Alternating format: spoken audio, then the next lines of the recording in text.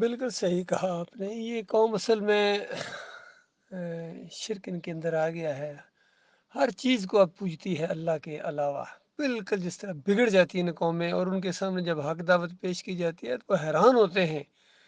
مذاق اڑاتے ہیں، تکلیفیں دیتے ہیں، آوازیں کستے ہیں مومنوں کے اوپر۔ بالکل اسی دور کے اندر ہم پیدا ہو گئے ہیں اور یہ ماحول ہے۔ برحال ایک اینگل سے دیکھا جائے تو اللہ کی رحمت و شفقت بھی ہے مومنوں کے اوپر کہ ایسے ماحول کے اوپر اندر اللہ تعالیٰ نے ایمان کی شمع روشن کی ہے اور اس کا ساتھ دینے کی توفیق عطا فرمائی ہے، اور توحید کو بیان کرنا، رد شرک کرنا، یہ مومن کے لیے بہت ہی ضروری ہے اور مومن کو دل خوش کر دینے والی چیزیں ہیں۔ جب اکیلے اللہ کا ذکر کیا جاتا ہے کہ مومنوں کے دل کھل اٹھتے ہیں، ان کے ایمان کے اندر اضافہ ہوتا ہے اور اللہ کے اوپر بھروسہ کر کے اس راستے میں قدم ڈال دیتے ہیں۔ اور اس میں پھر چھانٹی بھی ہوتی ہے کہ جب اکیلے اللہ کا ذکر کیا جائے، توحید کی بات کی جائے، رد شرک کیا جائے،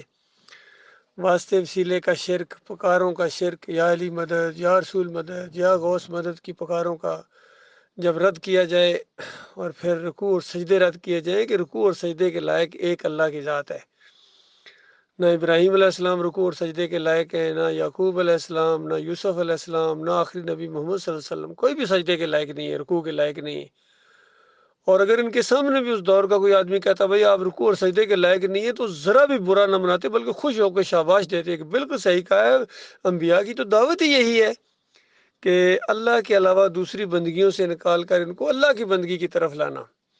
بالکل زمین کے اوپر پھر وہی منظر دہرایا گیا ہے، اور تاریخ کہتے ہیں دہراتی ہے اپنے آپ کو۔ اس زمین نے وہ منظر دیکھا ہے کہ ابراہیم علیہ السلام کی جو آگے نسل آگے چلی، انہوں نے ابراہیم علیہ السلام کی مورتی بنائی اور اس کی پوجا شروع کر دی، اور بیت اللہ کے قریب اور دوسری مورتیاں بھی رکھی، بیچ میں اسماعیل علیہ السلام اور ابراہیم علیہ السلام کی مورتی بھی رکھی، اور ان کو پکارتے تھے یا ابراہیم اغثنی، یا اسماعیل اغثنی، یا لات بابا، یا منات بابا۔ اور جب ان کو کہا جاتا تھا کہ یہ ابراہیم علیہ السلام کی بندگی ہے، یہ شرک ہے، تو نہیں مانتے تھے، گستاخ کہتے تھے، کبھی بے دین کہتے تھے، کبھی صابی کہتے تھے، کبھی باغی کہتے تھے، کبھی انتشاری کہتے تھے، کبھی ساحر کہتے تھے، اور کبھی مسحور کہتے تھے، کبھی کاذب کہتے تھے، کبھی کذاب کہتے تھے۔ کسی ایک بات پر مشرک ٹھہرتا ہی نہیں ہے۔ بالکل آج بھی یہی معاملہ ہے۔ جب ان کے سامنے کہا جائے کہ دیکھو جب یا ابراہیم مدد کہنا شرک ہے تو یا علی مدد کہنا شرک کیوں نہیں ہے؟ بتاؤ، یا رسول مدد کہنا شرک کیوں نہیں ہے؟ مشرکین مکہ رسول ہی کو تو پکارتے تھے، انبیاء کو پکارتے تھے، نیک لوگوں کو پکارتے تھے، اولیاء اللہ کو پکارتے تھے، تو ان کو قرآن نے کافر اور مشرک کہا۔ نبی علیہ السلام ان کو مشرک کہتے تھے، سمجھتے تھے، سارے مسلمان ان کو مشرک سمجھتے تھے۔ یہی تو جھگڑا تھا، اسی وجہ سے تو ہجرت کرنا پڑی، دیس نکالا دیا گیا کہ یہاں رہ نہیں سکتے۔ بڑے بڑے بدماشوں نے اپنی وہاں دوست جما رکھی تھی، اقتدار پر قبضہ کیا ہوا تھا، فوجیں تھیں ان کی، پولیس تھی ان کی، اور اقتدار تھا ان کا، سیاسی لیڈر تھے، مذہبی جو ان کے رہنما تھے وہ بھی ان کے ساتھ ملے ہوئے تھے، سب نے ایکا کیا ہوا تھا، اور عوام پس رہی تھی اس چکی کے اندر۔ تو بالکل یہی معاملہ آج آ گیا ہے۔ مسلمانوں نے خاص کر گنبد کی پوجا شروع کر دی ہے، مزاروں کی پوجا شروع کر دی ہے، پیروں کی پنڈلیاں دباتے ہیں، چادریں چڑھاتے ہیں، عرس اور میلے کرتے ہیں، وہاں طرح طرح کی نیازیں ہوتی ہیں ان کی، کہیں دیگیں پک رہی ہیں، اور باقاعدہ بڑے بڑے بورڈ لگے ہوئے ہیں کہ داتا کی نیاز ہے جی، یہ چشتی صاحب کا لنگر ہے جی، اتنی بڑی دیگ پکتی ہے کہ عقل حیران ہے کہ یہ مشرک کس طرح آگے بڑھ گئے۔ اور کہیں 11ویں شریف ہو رہی ہے جی، شریف، کفر و شرک پھیلاتے ہیں اور ساتھ شریف لگاتے ہیں۔ اس قوم کی حالت دیکھو۔ اور پھر کہیں رکوع اور سجدے ثابت کیے جا رہے ہیں، اندازہ لگائیے توحید کی بنیاد کے اوپر اٹھنے والی یہ جماعت یہ کفر و شرک کے اندر کس طرح چلی گئی، اور بالکل ان کی عقل بند کر دی گئی، شیطان ان کے اوپر پوری طرح مسلط کر دیا گیا، کیونکہ اللہ نے یہی کیا کہا تھا کہ جو میرے ذکر سے تغافل برتتا ہے، مجھے پیچھے کر دیتا ہے اور میری کوئی پرواہ نہیں کرتا ہے، ہم ان کے اوپر ایک شیطان مسلط کر دیتے ہیں جو ان کے اعمال کو خوشنما بنا کر دکھاتے ہیں۔ آج دیکھیے کس طرح ان کے اعمال، یہ کبھی عمر عبداللہ دورانی کی تقریریں سنیں، کبھی محمد حنیف کی پرانی تقریریں سنیں، اور قالی شریر الرحمان کے لیکچر سنیں، منور سلطان کے بیانات سنیں، رفعت نواب کو سنو، یہ سارے طاہر القادری کو سنو، تقی عثمانی کو سنو، طارق جمیل کو سنو، اور فضل الرحمان کو سنو، اور اس کے بعد علی انجینئر کو سنو، فخر کے ساتھ کہتا ہے کہ میں بریلویوں کے پیچھے، شیعوں کے پیچھے، رافضیوں کے پیچھے نمازیں پڑھتا ہوں، ان کو اپنا امام مانتا ہوں، اور چندے بھی دیتا ہوں ان کے گردواروں کے اندر اور ان کے مسجدوں کے اندر جو بھی ان کی عبادت گئے ہیں، چندے بھی دیتا ہوں۔ بتاؤ، یہ فخر کے ساتھ کہی جا رہی ہے بات، قرآن کا انکار کیا جا رہا ہے اور فخر کے ساتھ۔ اور طارق جمیل صاحب کہتے ہیں اپنے اپنے عقیدے پر، اپنے اپنے مسلک پر قائم رہتے ہوئے ایک ہو جاؤ، امت مسلمان ایک دوسرے کو کافر نہ کہو۔ بتاؤ، یعنی کافر رہتے ہوئے ایک ہو جاؤ اور ایک دوسرے کو کافر نہ کہو، یہ گویا کہنا چاہ رہے ہیں حضرت صاحب۔ یہ سب کی اس طرح مت ماری کہ یہ یقین کیجیے ڈاکٹر اسرار وحدت الوجود کو قرآن سے ثابت کر رہے ہیں چیخ چیخ کے، اور یہ احسان علیہ ظہیر اور اس کا بیٹا چیخ چیخ کے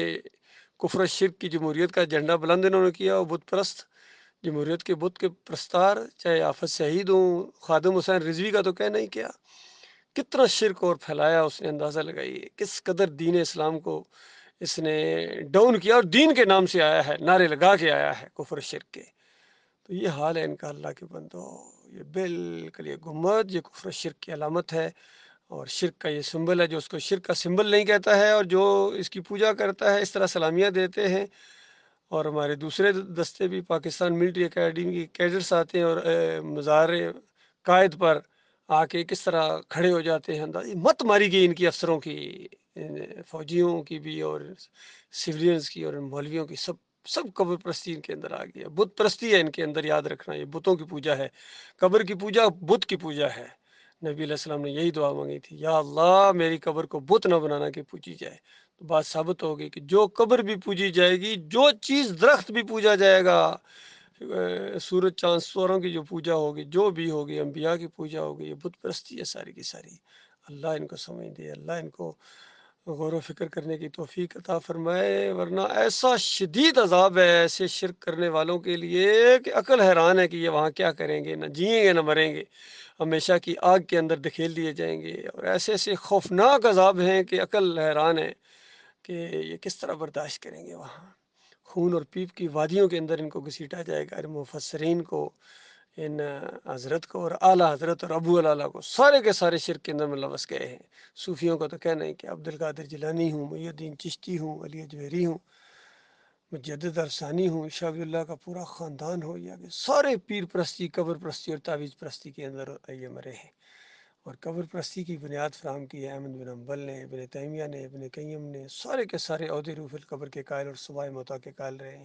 اور کہتے ہیں ہمارے اعمال یہاں پیش ہوتے ہیں، نبی علیہ السلام کے اوپر پیش ہوتے ہیں۔ عبداللہ بن باز مفتی اعظم سعودی عرب فتویٰ دیتے ہیں کہ جب کوئی قبر کے اوپر آ کے صلاۃ و سلام پڑھتا ہے تو نبی علیہ السلام نے فرمایا کہ میری روح کو واپس کر دیا جاتا ہے۔ اندازہ کو غور کرو، کیا زندگی میں فرمایا ہے یا مرنے کے بعد فرمایا ہے؟ کہتے ہیں میری روح واپس آ جاتی ہے اور میں اس کو سنتا ہوں، جواب دیتا ہوں۔ یہی چیز جامی نے لکھی ہے، تبلیغی جماعت والے نے، تبلیغی نصاب والے نے، جامی صاحب کی شعر ہے، کہتے ہیں کہ میں پہلے تو اپنی روح کو بھیجا کرتا تھا حاضری کے لیے، اب جسم کے ساتھ آیا ہوں مسافہ کے لیے ہاتھ بڑھائیے۔ کہتے ہیں 90,000 کا مجمع موجود تھا، عبد القادر جیلانی بھی تھے، اور نبی علیہ السلام نے ہاتھ نکالا، قبر سے ہاتھ نکالا اور مسافہ کیا جامی صاحب نے۔ یہ سارے واقعات کفر شرک بڑی پر